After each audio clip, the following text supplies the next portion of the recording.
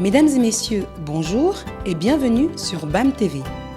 Dans cette capsule, dont le but est de susciter un débat concernant la santé dans sa globalité, un sujet vaste et complexe, il est vrai, nos deux invités vont vous faire part de leur point de vue et de leurs témoignages.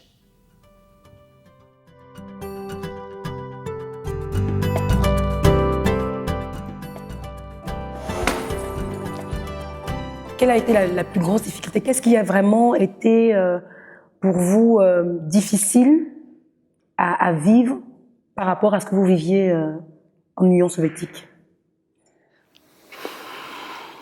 Il y a quelques facteurs que je pourrais nommer, quelques éléments plutôt que je pourrais citer ici.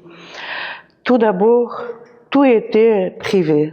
Et nous venions à l'époque de l'Union soviétique, tout appartenait à l'État, même si ça faisait quelques années que l'Union soviétique s'était effondrée, on peut dire comme ça. Donc pas les associations, les firmes privées, ça commençait à se créer seulement. Tandis qu'ici, tout était privé.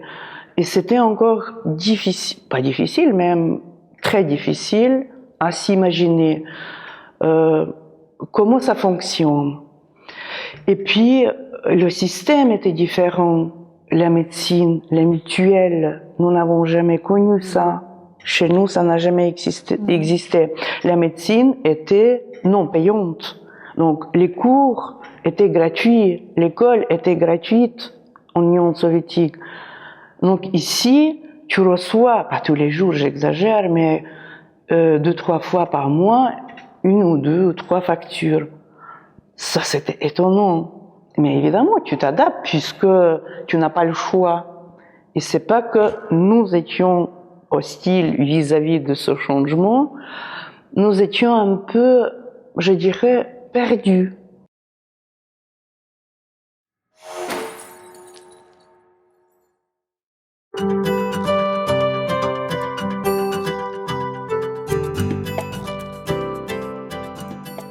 En 1994, il y a eu Somalie qui est éclaté. Il y a beaucoup d'arrivages des Somaliens ici. Et puis, ils ont arrivé avec des problématiques de mutilation graves parce que c'est avec l'infibulation.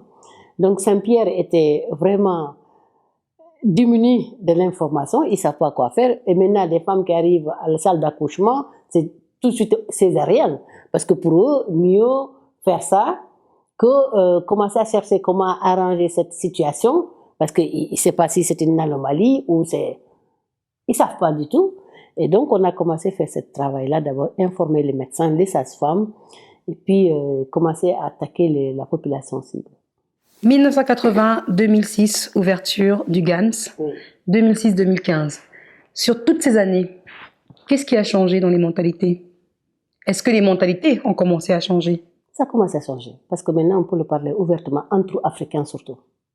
C'est difficile, mais on parle. Il y en a d'autres qui disent qu'est-ce qu'elle raconte, celle-là, elle nous enlève notre pagne en public. Tu vois ce que je veux dire? C'est la honte, c'est pourquoi elle parle de ça. La salle en public et tout ça. Pourquoi tu en parles? Tu crois que les Blancs n'en ont pas des choses à cacher et tout ça. Pourquoi tu ne fermes pas ta gueule et tout ça? Moi, du moment qu'on attaque les enfants, et là tu me trouves. Ça, je ne supporte pas.